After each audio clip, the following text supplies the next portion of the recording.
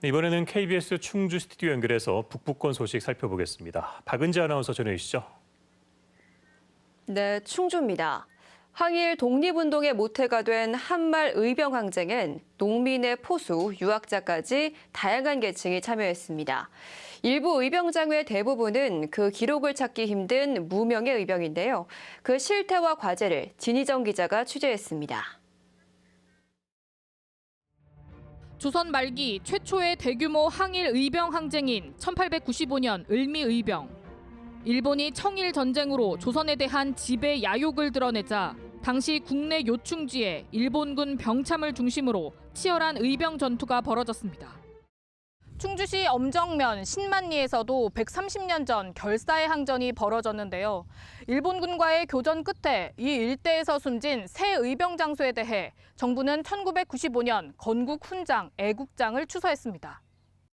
을미의병 핵심 부대였던 호좌 의진의 후군 장수들로 독곡 전투에서 같은 날 순국했습니다. 하지만 셋 모두 후손을 찾지 못해 공운이 전해지지 않고 있습니다.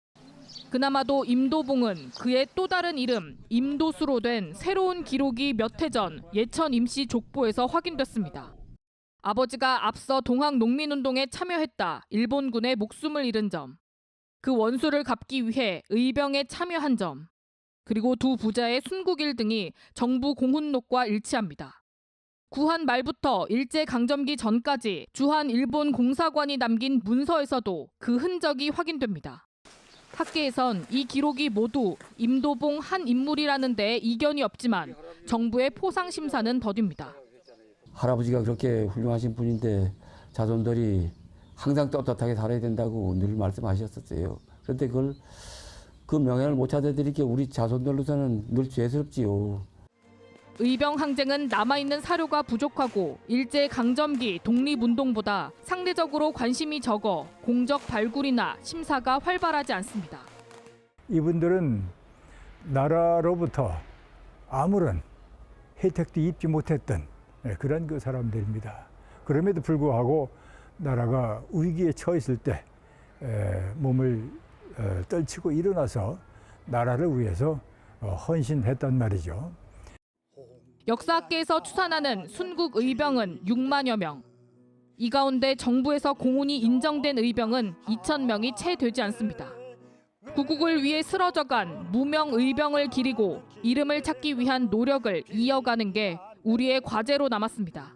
KBS 뉴스 진희정입니다. 다음 소식입니다. 아시아 롤러스케이팅 선수권 대회가 오는 19일부터 30일까지 제천 지역 경기장 6곳에서 진행됩니다.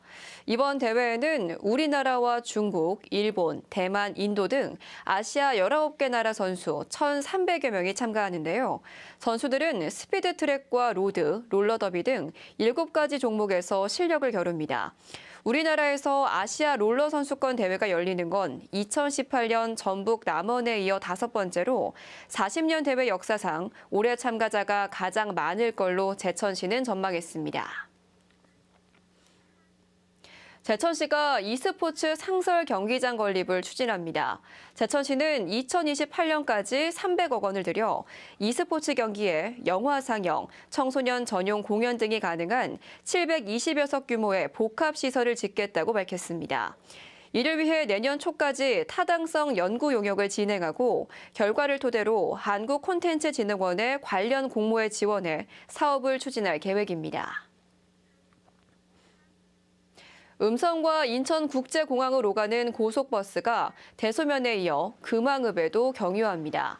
음성구는 여객자동차 운수사업법 시행규칙이 개정돼 중간에 2번 정차하는 게 가능해지면서 국토교통부가 음성 공용버스 터미널에서 금왕읍, 대소면, 인천공항 노선을 승인했다고 설명했습니다.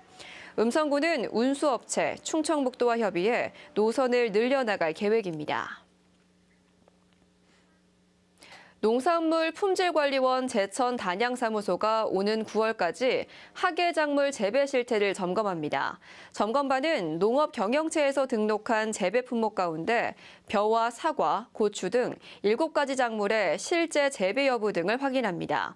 농관원은 등록 정보와 재배 품목이 다른 곳엔 변경 신고하도록 하고 이행하지 않으면 기본 직접 지불금 10% 감액을 예고할 예정입니다. 공익직불금 등 영농 지원을 받는 농업경영체 등록 농업인은 재배 품목이나 농지 등이 변경됐을 때 농관원에 신고해야 합니다. 지금까지 충주에서 전해드렸습니다.